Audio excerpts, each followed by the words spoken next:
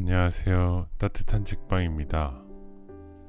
오늘은 김영석의 인생문답 책 읽어드리도록 하겠습니다. 이 책은 103세 철학자가 인생에서 맞닥뜨리는 31가지 질문에 대해 답하는 형식의 글입니다. 20대에서 60대까지 일반인 100명에게 궁금한 점을 받아 공통된 질문 31가지를 추리고 노철학자의 답변을 녹취했습니다. 교수님의 육성을 최대한 살려 기록한 책입니다. 그럼 바로 읽어드리도록 하겠습니다. 1. 인생을 후회 없이 살려면 어떻게 해야 하나요? 요즘 주변을 둘러보면 90세는 보통이고 100세 어르신도 흔합니다. 긴 인생을 살아가는데 기왕이면 장기적인 계획을 세우고 준비를 해두면 좋을 것 같아요. 인생의 목적을 어디에 두고 어떻게 살아야 후회 없는 삶을 살 수 있을까요? 사람은 누구나 철들게 되면서부터 물어야 하는 문제가 있어요. 앞으로 내가 무엇을 위해서 어떻게 살아야 하는가? 그런 물음을 가져야 합니다. 인간이 동물과 다르다고 하는 것은 동물은 그걸 묻지 않아도 괜찮은데 인간은 그 문제를 스스로에게 물어볼 수 있는 동안은 성장하고 보람있게 살 수 있다는 것입니다. 나는 지금 나이가 많은 편이지만 새해가 되면 금년에는 어떤 일을 위해서 어떻게 살아야겠는가 그런 생각을 합니다. 그렇기 때문에 내 인생이 연장되는 겁니다. 학생 때는 어떤 학생이 될까? 직장에 가서는 어떤 직장 생활을 할까? 직장이 끝난 다음에는 어떤 사회인으로서 보람있는 삶을 살 수 있을까? 그런 문제를 계속해서 물으면서 사는 것이 아마 인생이 아닐까 하는 생각을 해봅니다. 나는 요즘 내가 나를 위해서 어떻게 살아야 하는가? 내가 늙는다는 것을 언제까지 극복할 수 있을까? 이런 생각을 해요. 어떻게 보면 유치하지만 어떻게 보면 대단히 심각한 문제이기도 해요. 이제 내가 우선 드리고 싶은 얘기가 바로 그 얘기입니다. 내가 연세대학교 교수로 부임했을 때 30대 중반쯤 됐어요. 그때 우리 선배 교수들이 정년 퇴직했으니 이제 해방됐다. 고 합디다. 그런 얘기를 들으면 사람이 얼마나 오래 살면 회갑까지 사나 나도 정년 될 때까지 살 수 있을까? 하는 생각을 했어요. 회갑, 정년, 그런 이야기는 다른 사람의 일이지 나와는 상관없는 일이라는 생각을 하고 살았어요. 그리고 한 25년쯤 열심히 교수 생활을 하다 보니 나도 모르는 사이 잠깐 동안인 것 같은데 회갑이 되었어요.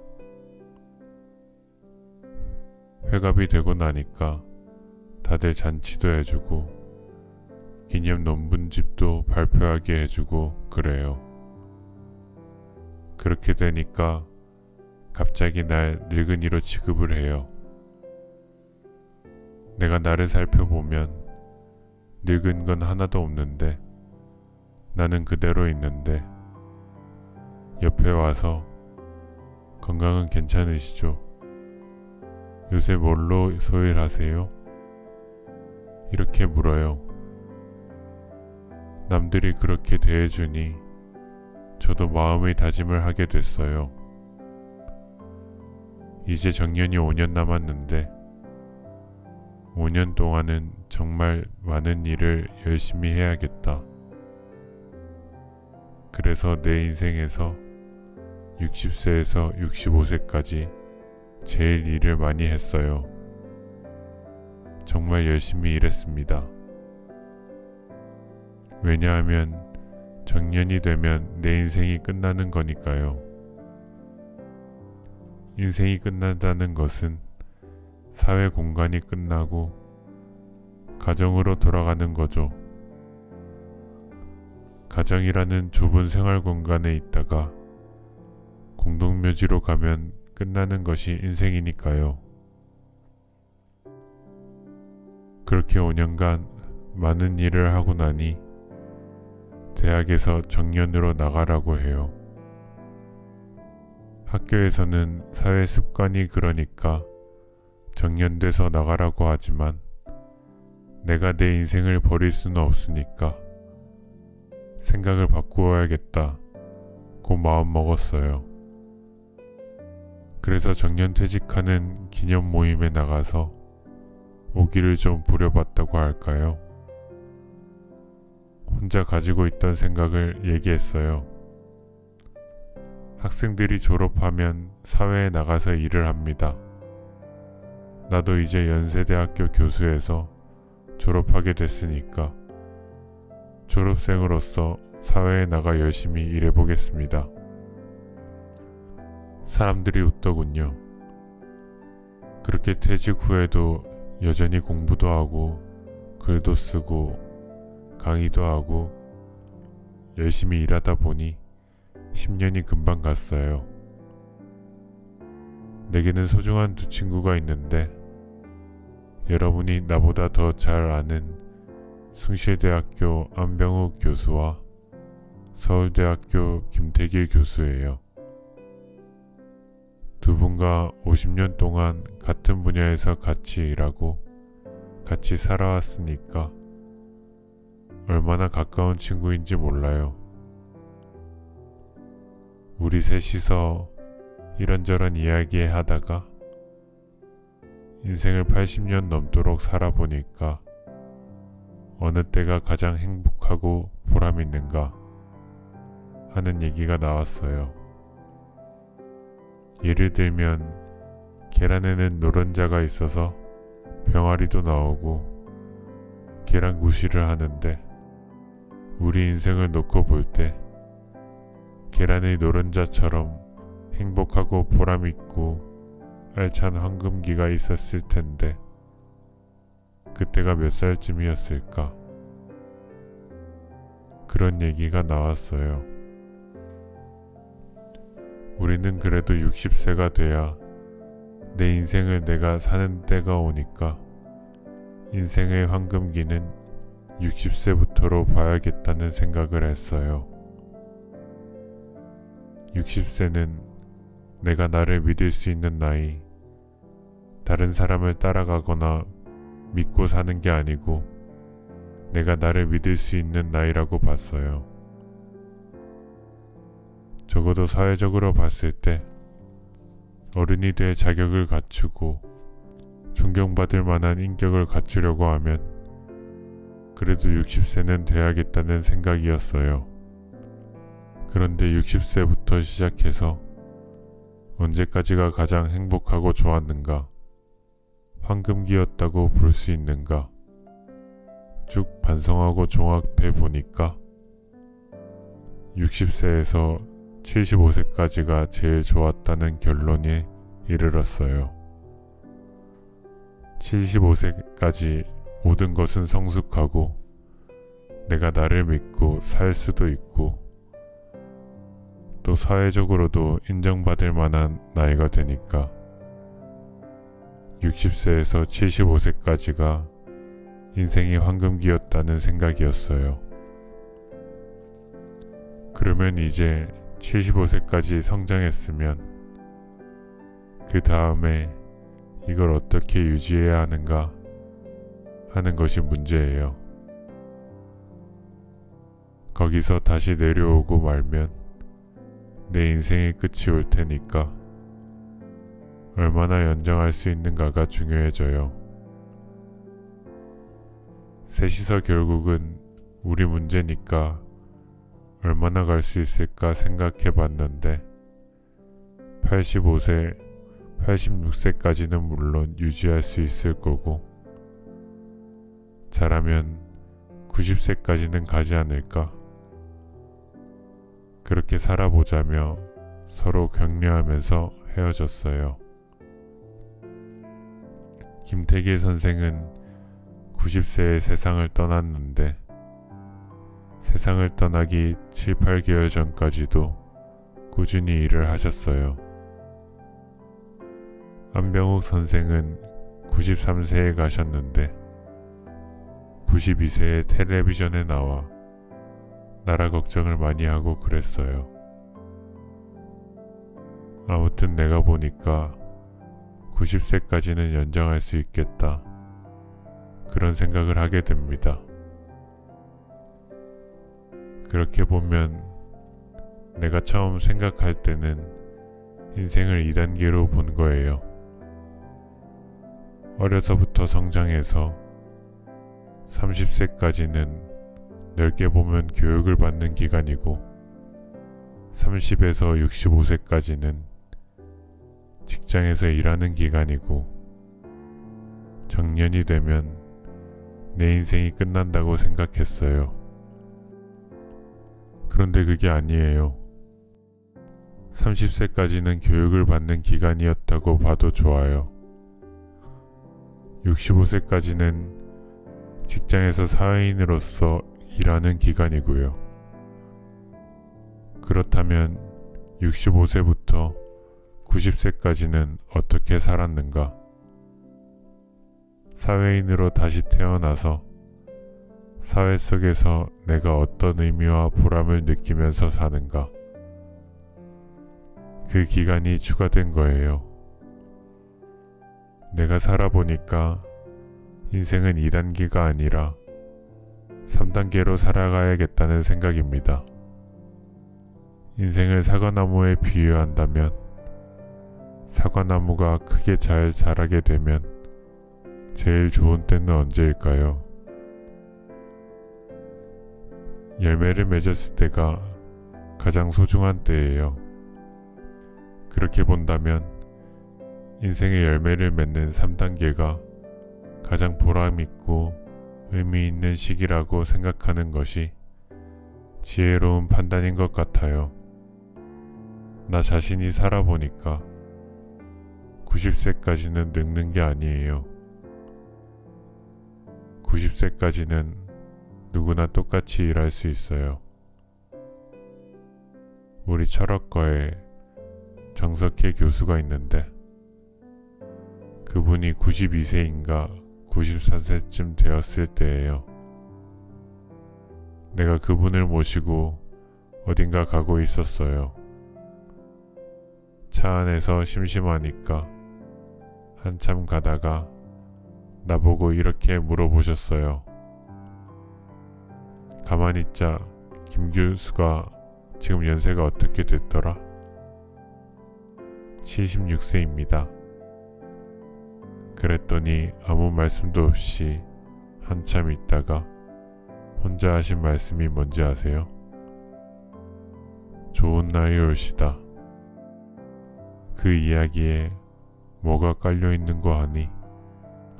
나도 76세 때쯤에는 정말 좋았는데 그 나이가 다 지나갔구나 하는 후회가 약간 섞여 있는 거예요.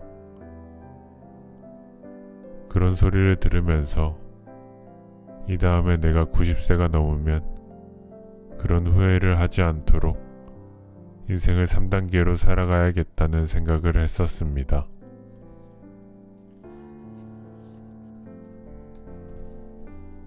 일은 왜 하는 걸까요? 요즘 젊은이들은 바짝 돈을 모아서 40세에 은퇴하는 게 꿈이라고들 합니다. 일은 왜 하는 걸까요? 돈이 많으면 일을 안 해도 될까요? 오로지 돈이 일의 목적일까요? 아니면 그 이상의 의미가 있는 걸까요? 사람은 살면서 직업을 갖게 돼요. 대개 30세에서 65세까지 일을 하면 경제적 문제를 해결하죠.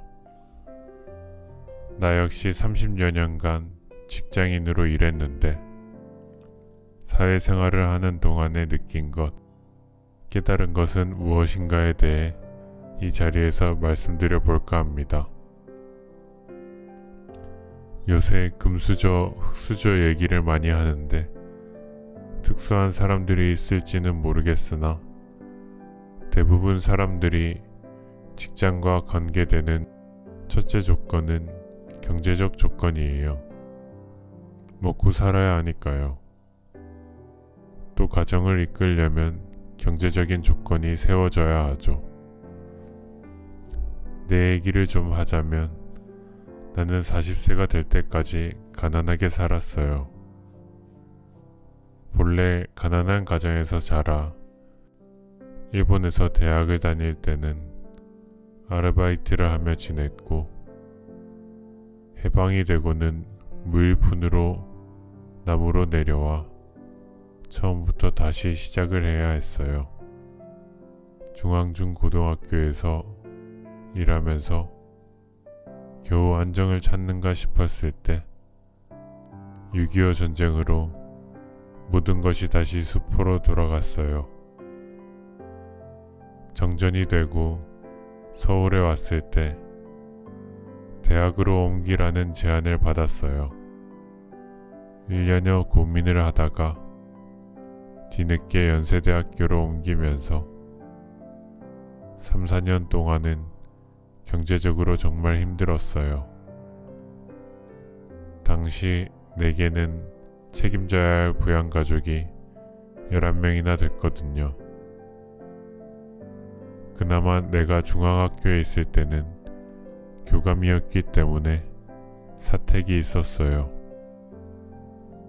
그래서 그 직장에 있는 동안 집 걱정은 안 했는데 연세대학교로 직장을 옮기게 되니까 집이 없어졌어요. 집 없이 산다고 하는 고충을 나도 많이 겪었습니다. 그리고 또 이건 누구 책임이라고 이야기할 순 없습니다만 그때만 해도 아들, 딸 가리지 말고 둘만 낳아서 잘 키우자고 하던 때였는데 나는 애들을 6을 키웠어요. 거기다 6.25 전쟁 끝나면서 북한에 있던 어머니가 동생 셋을 데리고 서울로 왔는데 그 3명이 모두 대학교와 고등학교에 갈 나이였어요. 그러니까 연세대학교에 가기로 정하기는 정했는데 나 혼자 월급으로 집도 없이 11명을 부양하느라 얼마나 고생했을지 아마 짐작하실 수 있을 거예요. 중앙학교의 사택을 비워두고 갈 곳 없이 헤매다가 겨우 새 방을 얻었어요. 방이 2칸이었는데 방값은 예상보다 적었어요. 나중에야 알게 됐는데 그 새 방은 우리가 들어가기 얼마 전 살인사건이 일어난 흉가였어요. 그래서 입주하려는 사람이 없었던 거죠. 그런 사실을 몰랐고 이웃집에서도 그 사실을 비밀에 붙이고 있었기 때문에 마음 편히 몇 해를 살았어요.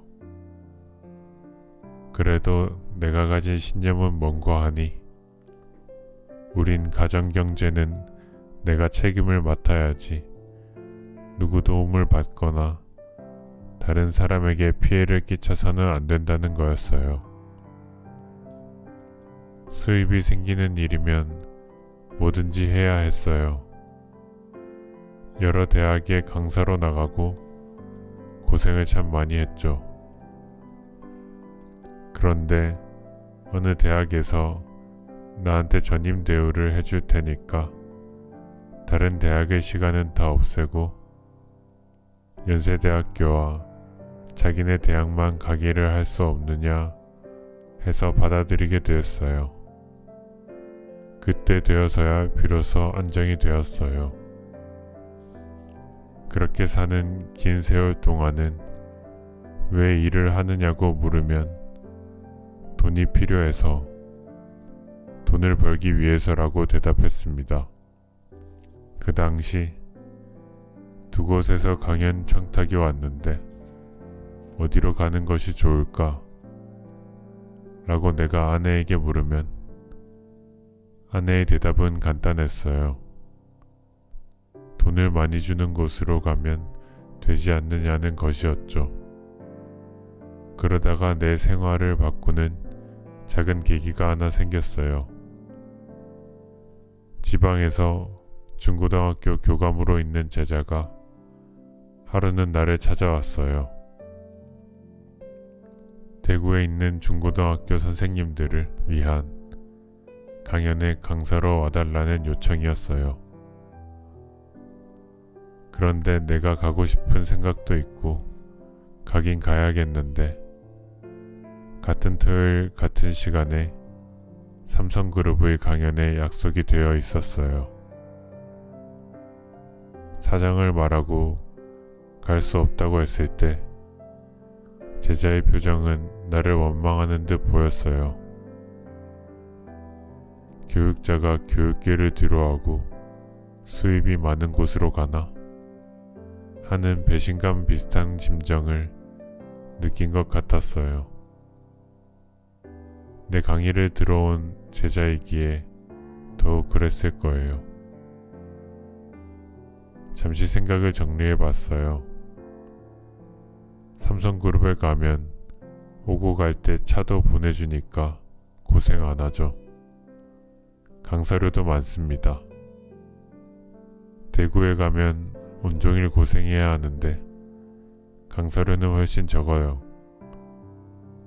그런데 내 마음속으로 가고 싶은 곳은 대구의 교육계 후배들을 위한 강연이었어요.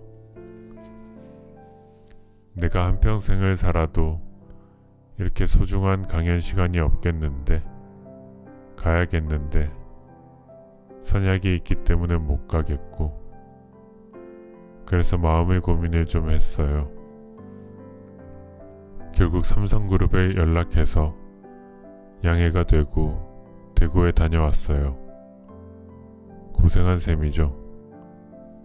강사료는 물론 적었고요.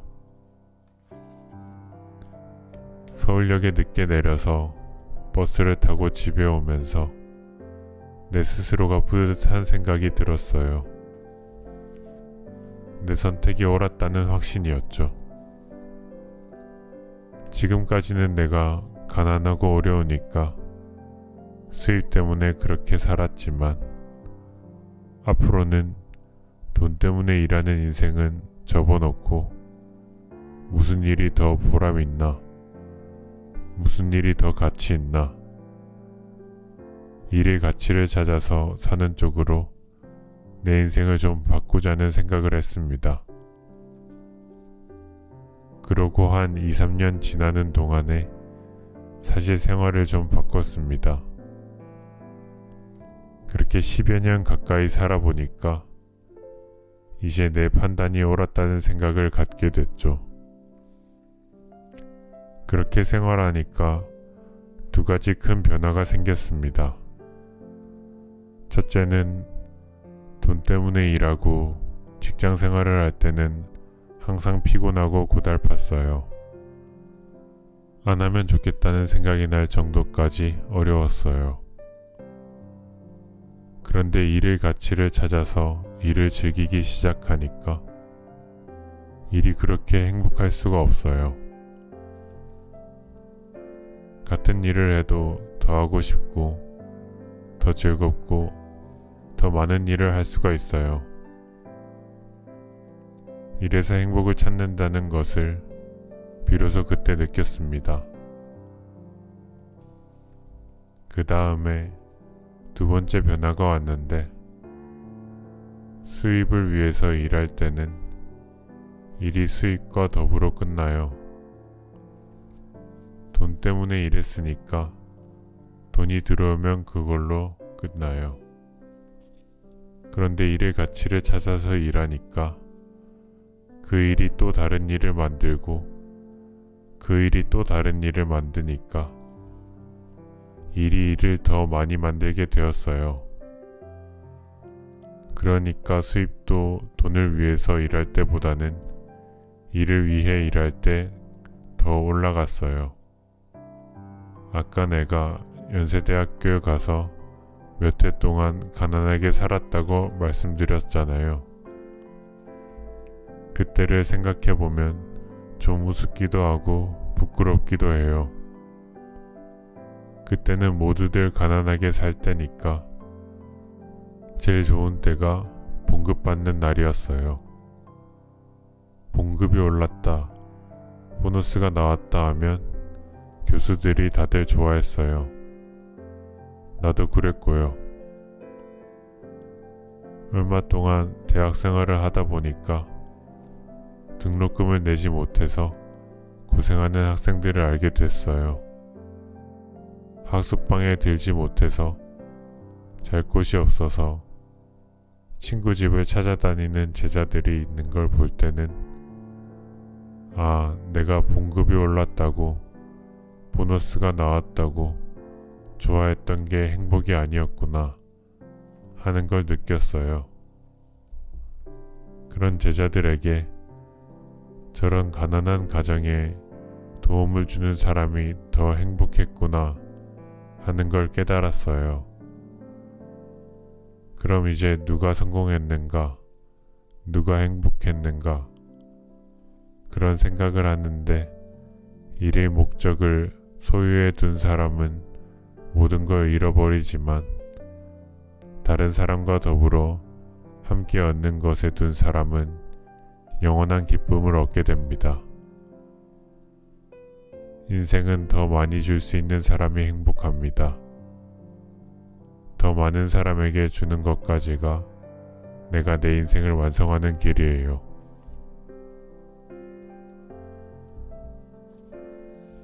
행복이란 무엇인가요? 다들 행복을 원합니다. 그러면서도 무엇이 행복인지는 잘 모릅니다. 행복해지고 싶으면 싶을수록 행복은 더 멀어지는 것도 같습니다. 행복은 과연 무엇일까요? 우리는 언제 행복할까요? 1960, 70년대에는 연세대학교 규모가 작았기 때문에 새해가 되면 교수들이 할애식에 모두 모였어요. 그때 교수들이 서로 나누는 인사가 새해 복 많이 받으십시오 였어요. 그런데 신과대학의 한 미국인 교수도 나하고 인사하면서 새해 복 많이 받으십시오 해요. 내가 웃으면서 복 많이 주실래요? 했더니 저는 줄 복이 없고요.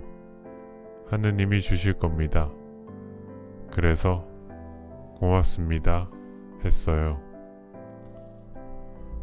우리는 새해가 되면 복이라는 개념을 많이 쓰는데 우리가 생각하는 복은 행운 같아요.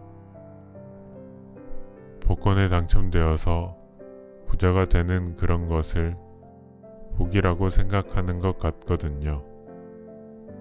그런데 마라톤 경기를 뛰는 사람이 행복해지기 위해서 뛰는 경우는 없거든요. 우선 최선을 다해서 달려야겠다. 그래서 1등을 하겠다. 그때 내가 상을 받는다. 내가 참 노력 많이 했더니 행복해졌다.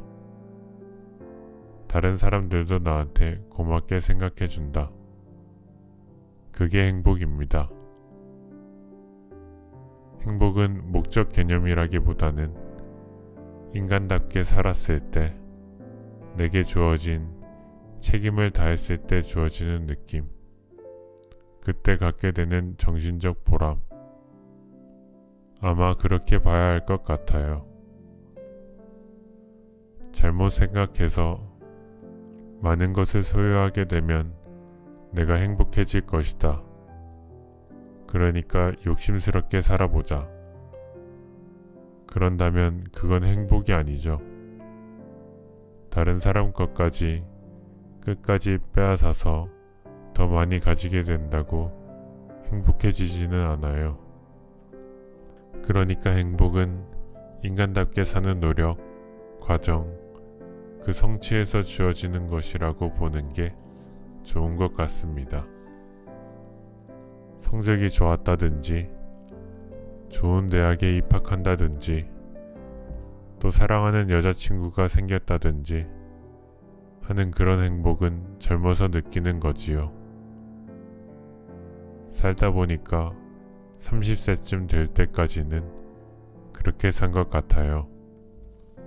그러다가 직장을 갖고 사회생활을 쭉 하게 되면 성공하는 사람이 행복하더라. 그러니까 행복은 성공과 더불어 오더라. 그렇게 볼 수 있어요. 행복보다도 성취하려는 노력을 많이 했던 것 같아요. 그 다음에 65세 정년퇴직하고 사회인이 됐는데 그때부터 지금까지 긴 세월을 사는 동안에 행복이라는 것은 어떻게 나타나느냐 물어본다면 사회에 무엇을 주었는가 하는 그 보람, 내 삶의 의미와 가치가 우리 사회에 얼마나 주어졌는가 하는 그 보람에서 행복을 느끼는 것 같아요. 만약에 누가 나보고 100세가 될 때까지 사셨는데 행복하셨습니까? 물으면 젊은 때는 그런대로 즐겁게 살았고 교수 생활 때는 나름대로 성공했고 늙어서는 그래도 사회에 무엇인가 조금씩 주고 있으니까 행복했습니다. 여러분도 그렇게 사시면 아마 행복하실 겁니다. 라고 말하고 싶어요. 그렇게 본다면 행복을 목적으로 삼고 찾아가는 사람은 오히려 행복을 놓칠 수가 있어요. 욕심이니까요. 나에게 주어진 책임과 사회적 책임을 다 맡아서 내 인격을 갖추게 되면 행복은 자연히 따라오니까 누구든지 행복하게 살 권리는 있다. 불행해질 사람은 없다. 이렇게 말하고 싶어요. 그런데 그런 행복을 욕심내기 때문에 오히려 행복을 잃어버려요. 이기주의자가 행복을 원하고 행복을 위해서 살 때는 행복이 없어지는 거죠. 내 인격을 갖추어서 사람답게 살고 사회인으로서 공동체 의식을 가지고 있는 사람 중에 사실 불행해진 사람은 또 없어요. 많은 철학자들이 행복론을 피력했습니다. 그러나 그 학설을 읽거나 이해했다고 우리가 행복해지는 것은 아닙니다. 신부님이나 목사님, 스님들도 항상 행복을 가르칩니다. 그렇다고 해서 그 설교자나 강론자가 누구보다도 행복한 것은 아니에요. 오래전에 나는 신과대학에서 기독교 윤리를 강의하면서 미국의 대표적인 신학자 람제이 교수의 책을 참고한 일이 있었습니다. 그로부터 몇 해가 지난 후 미국에 머물면서 그 교수의 근황을 물었어요. 그러자 상대방이 목소리를 낮추면서 그 교수가 얼마 전 자살을 했다는 뜻밖의 소식을 전해주더군요. 그렇다면 행복은 어디서 어떻게 찾아야 하는가? 살아보니 행복은 주어지거나 찾아가는 것이 아니었어요. 언제나 우리들의 생활과 삶 속에 있었습니다. 나는 사랑이 있는 곳에는 언제나 행복이 함께한다는 사실을 경험을 통해 깨달았어요. 또 하나는 감사의 마음이 낳는 행복입니다. 자기 자신이 행복하면서 다른 사람에게 행복을 나누어 주는 사람들이 많이 사용하는 말 중 하나가 감사합니다예요. 성경에도 모든 일에 감사하라는 교훈도 들어있어요. 요즘 많은 사람들이 집의 노예가 된 것 같아요. 집값 올리기 위해 이사도 가고 또 고급 아파트로 이사 가고 그렇게 사는 사람들은 결국 인생을 낭비하는 게 아닌가 그런 생각을 해봐요. 재미있는 얘기 하나 하면요. 미국 사람들이 농담 삼아 하는 이야기가 있어요. 별장과 요트와 애인은 처음 생길 때는 즐겁고 처분할 때는 만족한다는 얘기예요. 적지 않은 사람들이 재산이나 권력, 명예 같은 것을 소유하기를 원하고 그것을 얻었을 때 만족감을 느껴요. 그리고 그것을 행복이라고 생각해요. 그러나 이런 것들은 소유에 해당하기 때문에 상실했을 때는 고통과 불행으로 바뀌게 돼요. 그런 것을 인생의 목적으로 삼는 사람은 소유의 노예가 되어 정신적 행복은 누리지 못합니다. 나를 위한 욕심에 빠진 사람들은 욕심 때문에 모두를 다 잃어버리고 헛되이 되고 말아요. 그런 사람들에게 결핍된 것이 무엇인가 생각해보면 인생에 있어서 정신적 가치의 중요성을 모르는 것 같아요. 그런 사람들이 끝없는 소유욕에 빠지게 되죠. 그런데 정신적 가치는 내가 가질 수가 없거든요.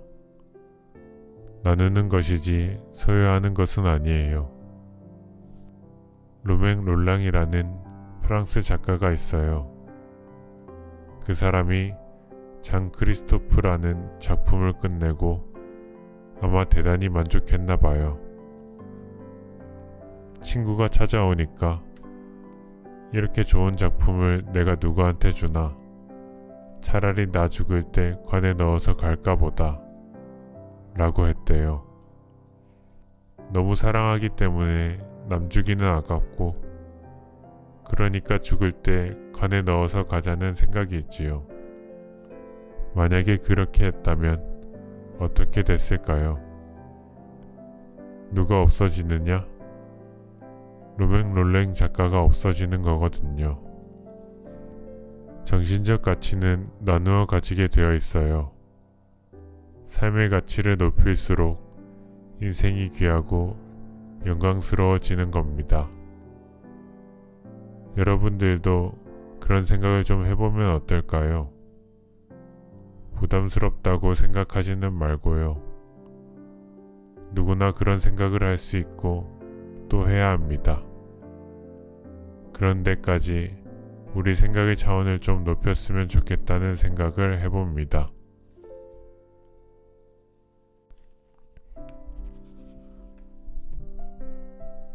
사랑이란 무엇인가요? 너도 나도 사랑을 말하는 시대입니다. 남녀의 사랑도 있고 부모와 자식의 사랑도 있습니다. 그러나 때로는 삐뚤어진 사랑 때문에 상처를 주고받기도 합니다. 진정한 사랑이란 무엇일까요? 사랑하기 때문에 서로 괴로운 것이 아니라 사랑하기 때문에 우리를 자유롭게 하는 큰 의미의 사랑은 어떤 것일까요? 한글학자인 최연배 선생이 쓴 글 가운데 사람이란 말이 어디서 나왔을까에 대한 것이 있어요.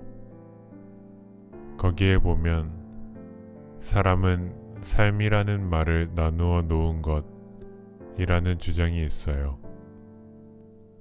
요새 와서 드는 생각이 사람이 삶이란 말에서 나왔듯 사랑도 삶에서 나온 것이 아닌가 하는 거예요.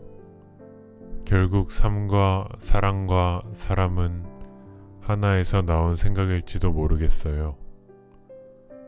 사랑이라는 말은 순수한 우리말이지 다른 나라 말에는 없거든요. 우리가 잊어서는 안 되는 게 사람은 공동체에 사는 거지 나 개인이라는 것은 태어날 때부터 없어요. 부모 밑에서 태어나서 가정과 더불어 살고 친구를 만나면서 관계를 이루게 돼요. 그래서 공동체 의식이 제일 중요한데 공동체 의식은 성실로 이루어지는 게 아니고 사랑으로 이루어지는 거예요. 그러니까 성실 더하기 사랑이 있어서 개인이 완전한 사회로 나아가고 완전한 사회에서 개인으로 가는 거예요. 그렇다면 사랑이란 무엇일까요? 내가 보기에는 사랑은 두 가지 원칙이 있는 것 같아요. 첫째는 공생의 원리예요. 더불어 사는 원리라고 할 수 있어요. 사랑하는 사람은 함께 있기를 원하며 더불어 살기를 바래요. 사랑하는 사람이 가장 싫어하는 것은 이별이에요. 어린애들도 재밌게 놀다가 저녁에 헤어질 때는 내일 또 만나자 하면서 섭섭해하거든요. 애들에게는 그것이 이별이거든요. 죽음이 가져오는 이별은 사랑의 종말이에요. 이별 후에 어떻게 사랑이 있겠어요? 이별 후에는 싸움도 있을 수 없어요. 싸움은 그저 사랑을 상실했을 때의 부작용이죠. 기독교에서는 원수도 사랑하라 고 얘기해요. 진정한 사랑이 있는 사람은 원수와도 함께 살 수 있어요. 우리가 원수를 용서하지 않고 눈은 눈으로 갚고 이는 이로 갚으면 어떻게 될까요? 죽고 죽이고를 거듭하다가 다 없어지지 않을까요? 그래서 예수님이 뭐라고 했느냐면 그렇게 해서는 다 무너지니까 다른 사람을 사랑하지는 못하더라도 용서하라고 하셨어요. 그래야 같이 살 수 있으니까요. 사랑하는 사람은 또 상대방을 욕하지 않아요. 사랑은 용서와 공존의 질서예요. 내가 겪어보니까 생각이 있는 사람들은 공통적으로 죽기 전에 후회하는 게 하나 있어요.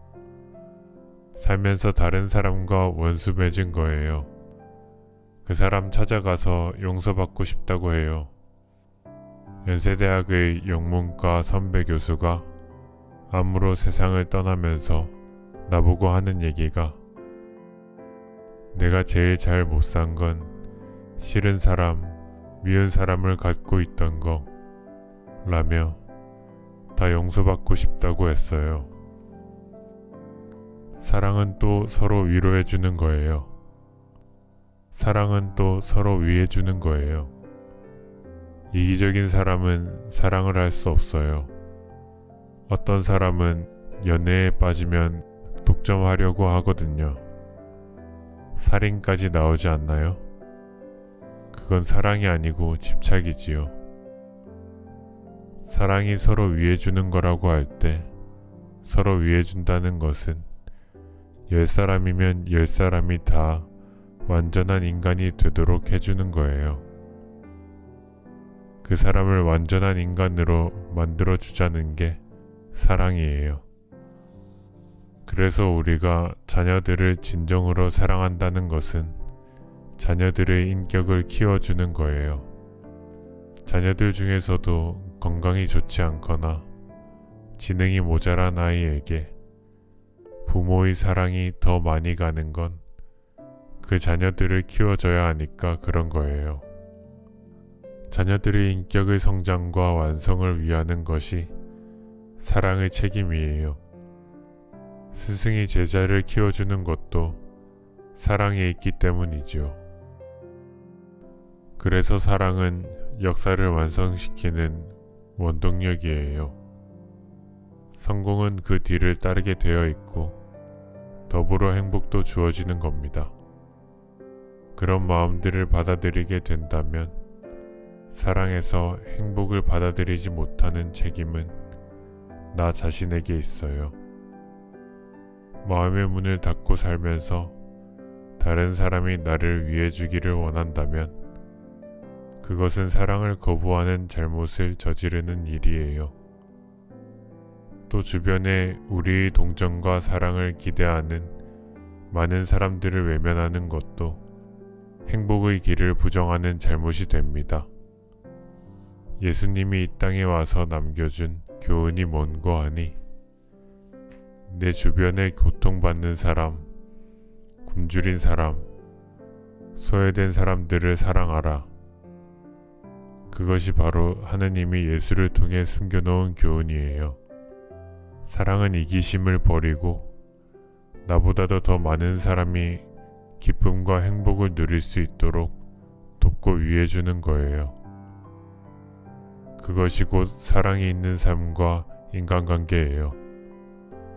삶이 얼마 안 남았을 때 깨닫게 되는 것, 그건 바로 사랑의 절대성이에요.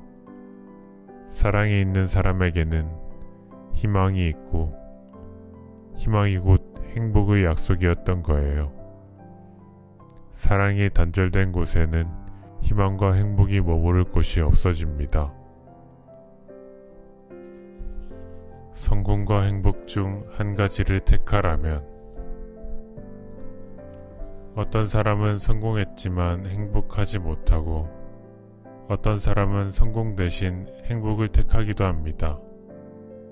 물론 대부분의 사람은 성공도 하고 싶고 행복해지기도 싶어 하죠. 그게 지나친 욕심일까요? 성공과 행복은 양립할 수 있을까요? 여러 해 전에 학부모들 대상으로 아들, 딸들이 어떻게 자라길 원하느냐는 여론조사를 한 적이 있어요. 유럽의 부모들은 90%가 행복해지기를 원한다고 대답했는데 우리나라 부모들은 성공하길 원한다는 응답이 압도적으로 많았어요. 나도 생각해보면 아들, 딸 키울 때 훌륭해지고 성공하길 원했던 것 같아요. 왜 그런 차이가 생겼을까? 궁금해하던 차에 유럽에 갔다가 독일에 들르게 되었습니다. 주말에 공원에 가서 대학원 학생하고 같이 얘기하고 있는데 젊은 부부 한 쌍이 눈에 들어왔어요. 남자는 이쪽 편에서 그림을 열심히 그리고 있고 저쪽 벤치에는 젊은 부인이 앉아서 책을 읽고 있었어요. 어린애는 아버지한테 왔다가 엄마한테 갔다 오고요. 그걸 보니까 정말 행복 그 자체예요. 대학원 학생 보고서 미안하지만 얘기 좀 나눠보자고 해서 이제 대화를 하게 됐어요. 나는 그 부부가 다 대학 나온 사람인 줄 알았습니다. 그런데 고등학교만 나온 거예요. 남편은 공장의 생산직 직원이에요. 내가 왜 대학에 안 갔느냐고 물었더니 처음부터 대학 가고 싶은 생각은 없었다고 해요.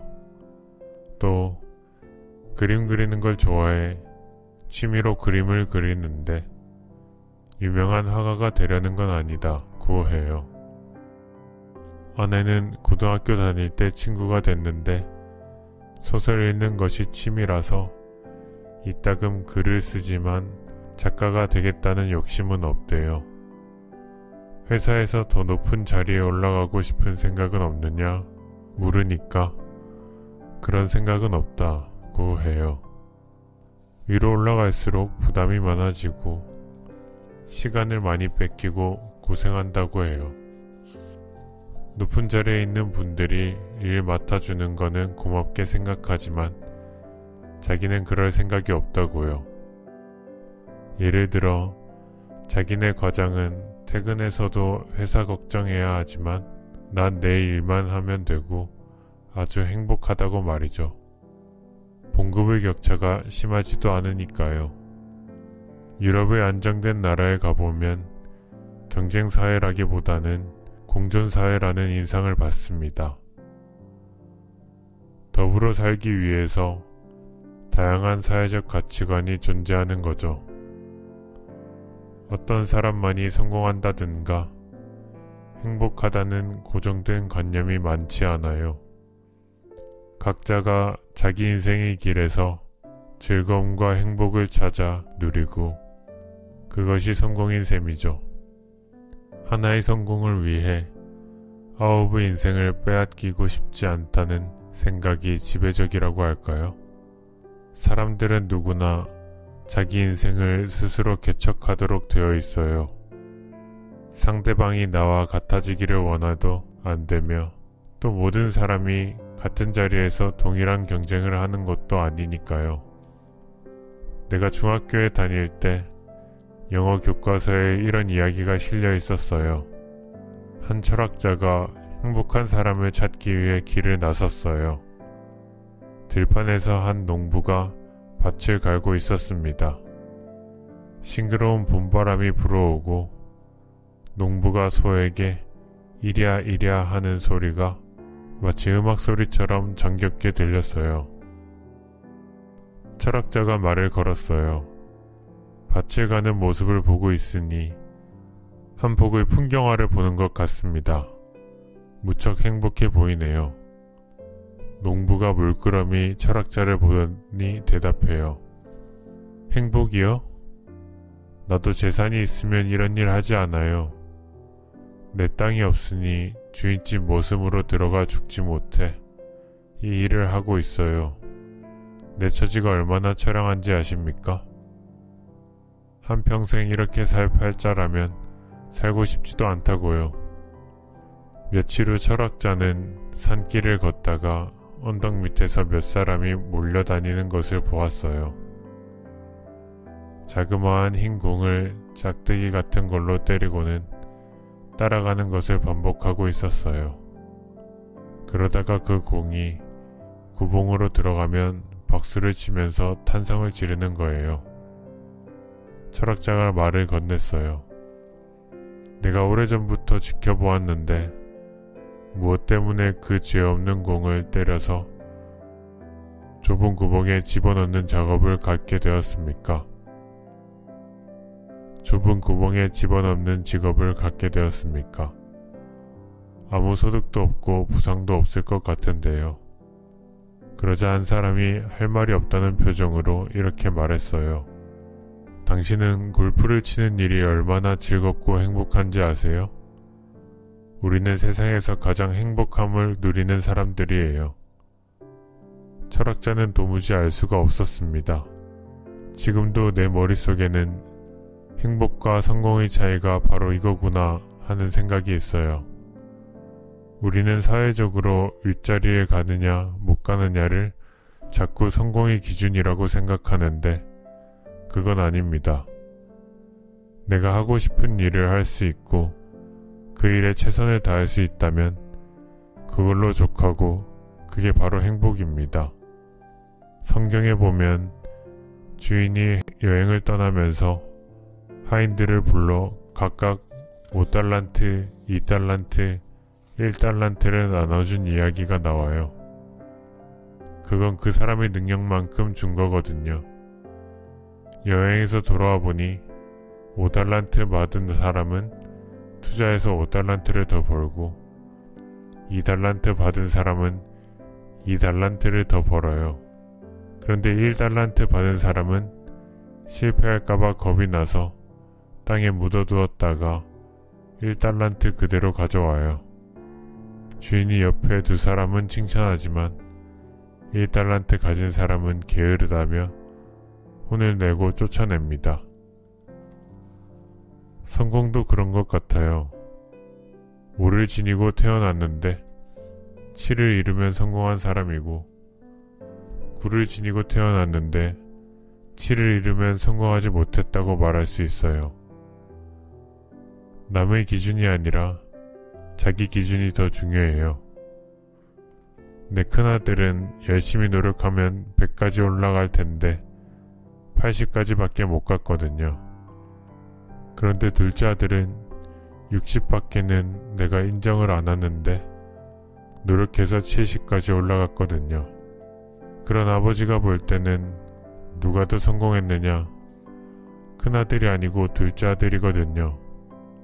그러니까 누구든지 최선을 다한 사람은 성공한 사람이라고 할 수 있어요. 또 한 가지는 너무 빨리 성공하려고 하지 말라는 거예요. 능력이 아직 완성되지 못했는데 높은 자리에 올라가면 결국 떨어지고 말거든요. 그러면 만회하기가 힘듭니다. 천천히 능력을 갖춰가면서 올라가면 오래 갈 수 있어요. 성장하는 기쁨도 누리고요. 마지막으로 행복한 선곡은 무엇이냐? 이런 생각을 해보면 당신이 있어서 참 행복했습니다. 라는 인사를 받을 수 있으면 그 사람은 성공했다고 볼 수 있을 거예요. 내가 우스운 말로 내 인생에서 제일 행복했던 때는 2002년 월드컵 했을 때라고 그러거든요. 그 선수들이 내게 행복을 줬어요. 우리도 곁에 있는 사람들에게 그런 기쁨을 줄 수 있지 않을까요? 그럴 때 진정으로 행복한 성공을 이룰 수 있을 거예요. 인생은 50세가 되기 전에는 평가해서는 안 됩니다. 그래서 자녀들을 키울 때도 이 애들이 50세쯤 되면 어떤 인간으로 사회에 도움을 줄 수 있을까를 생각하는 것이 옳다고 생각해요. 인생의 마지막까지 남는 것은 무엇일까요? 더 많이 가지려고 하고 더 많이 누리고 싶은 것이 우리들 마음입니다. 그런데 인생의 마지막이 되면 새 속에서 탐했던 것들이 무슨 의미가 있을까요? 그때가 되면 그 모든 것들이 헛되게 느껴질까요? 모든 것이 헛되다고 느껴지는 순간에도 우리 곁에 남아 삶을 의미 있게 해주는 것은 무엇일까요? 나이 들면 새로 생기는 게 많을까요? 잃는 게 많을까요? 귀찮은 건 많이 생기고 소중한 건 자꾸 잃어버리게 되는 것 같아요. 50세가 넘으면서부터는 우선 신체적으로 잃는 것이 많아요.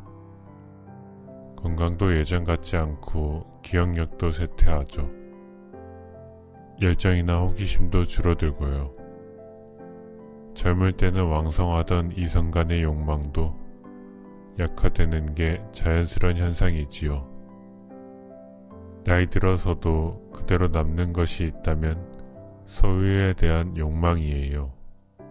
재물에 대한 욕심은 60, 70세가 돼도 줄어들지 않아요. 친구가 비싼 차를 타고 다니면 나도 타고 싶어져요. 명예욕도 그중 하나입니다. 다른 사람들이 유명해지는 것을 보면 나도 그렇게 되고 싶어져요.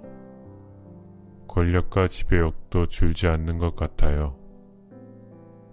그러다가 80세가 가까워지면서 그 왕성했던 소유욕도 줄어들기 시작해요. 소유해보니까 별것 아니더라는 생각도 들고요. 소유해보겠다는 욕심조차도 없어지고 말아요. 이때는 주위에 사랑하는 친구나 가족도 하나 둘씩 내 곁을 떠나기 시작해요. 하루 일몰이 쓸쓸하듯 인생의 노년도 쓸쓸해져요. 다 잃어버리거나 모두 떠나버리고 말면 무엇이 남을까요? 내가 14살에 중학교에 갔어요. 우리 시골에서는 내가 처음 중학생이 되었는데요. 내가 아버지한테 가서 아버지, 내가 오늘 학교에 가봤더니 중학교에 합격이 되었어요. 라고 하자 아버지가 이런 말씀을 들려주셨어요. 형서가, 네가 이제부터 긴 인생을 살아갈 텐데 너 자신과 네 가정만 걱정하면서 살면 네가 가정만큼밖에 성장을 못한단다. 가정과 더불어 네 인생이 끝나는 거다. 그러나 이웃과 더불어 좋은 직장을 만들고 직장에서 열심히 일하게 되면 네가 그 직장의 주인이 되어 그만큼 성장할 수 있단다. 그런데 같은 사람이 항상 민족과 국가를 걱정하는 마음을 가지게 되면 자신도 모르는 동안에 그만큼 성장하고 민족과 국가에 이바지할 수 있는 인생을 살게 된단다.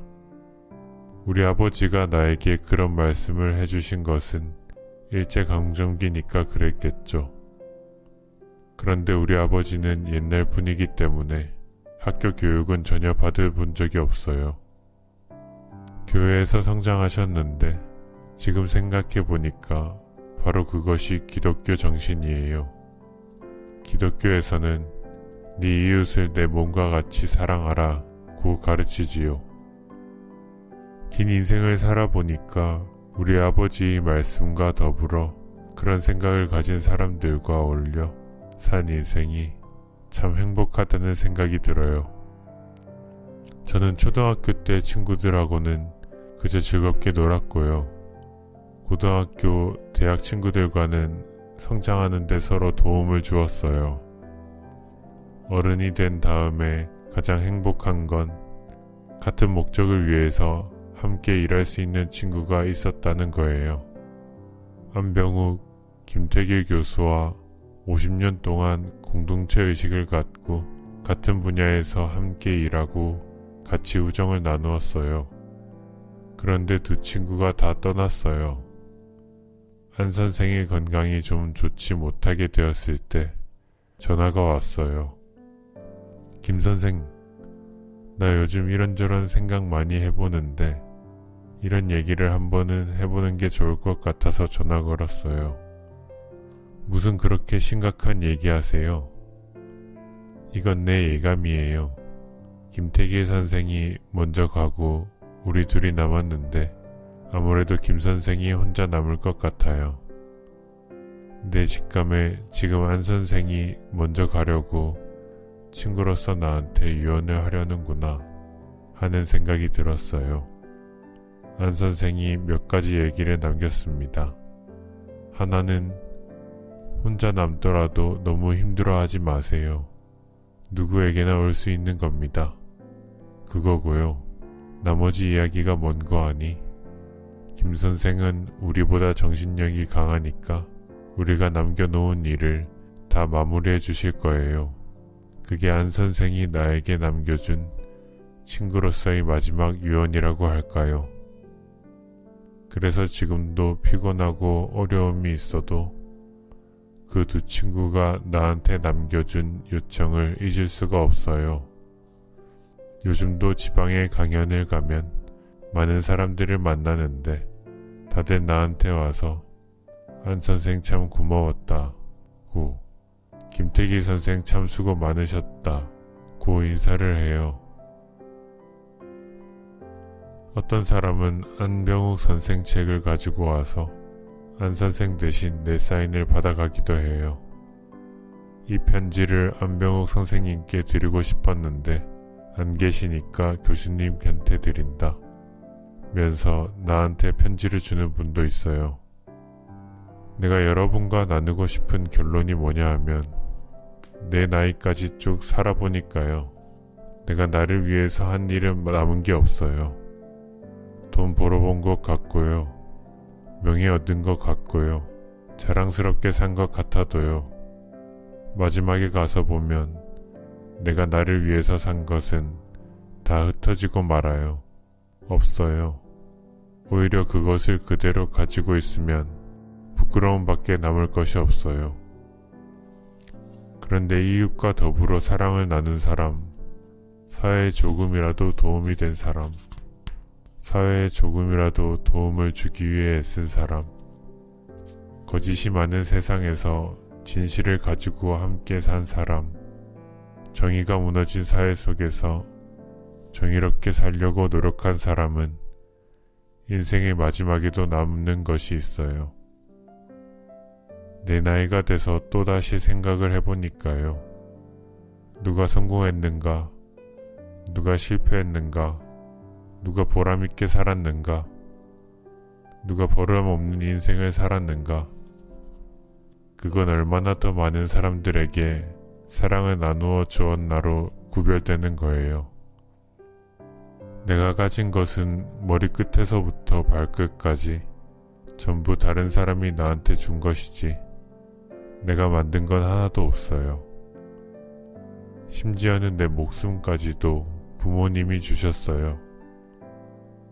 내가 오늘날 이만큼 지식을 가지고 사는 것도 많은 선배들과 또 스승을 통해서 받아들인 거예요. 가만 생각해보면 내가 가진 소유라고 하는 건 99.9까지 다 남이 준 거예요. 내가 내 인생을 이렇게 살고 있다는 건 모든 것을 전부 다른 사람한테서 받은 덕분이에요. 그런데 나는 그 많은 것을 받으면서 무엇을 보답하고 있었는가 생각해보면 가르치는 거 하나로 사는 거예요. 그렇다면 적어도 내가 할 일은 최선을 다해야 하지 않겠는가? 또 내가 받은 것만큼 사회에 베풀고 봉사해야 하지 않겠는가? 이런 걸 깨닫게 됩니다. 결국 내 즐거움, 내 행복이라고 하는 것은 내가 만들어 차지하는 게 아니고 남이 만들어주는 거예요. 예를 들어 내 아들, 딸들이 행복하니까 아버지로서 내가 행복한 거예요.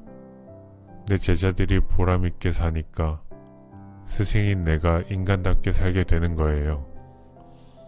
그러니까 내 인생은 나를 위해 있는 것이 아니고 보답하기 위해서, 주기 위해서 있는 것이라는 생각을 하게 돼요. 요새 무한 경쟁이라는 말을 씁니다만 다들 각박한 경쟁 속에서 힘들게 살다가 늙어버리는 인생에도 행복이 있을까? 그런 걱정을 함께 해보는 때가 오면 그래도 인간애가 상실되는 사회가 오면 안 되겠다는 생각을 하게 돼요. 나는 그렇게 살아보려고 내 친구들과 함께 노력했는데 여러분도 사랑하는 이웃들과 더불어 그런 뜻을 가지고 새 출발할 수 있지 않을까요? 그렇게 권하고 싶습니다.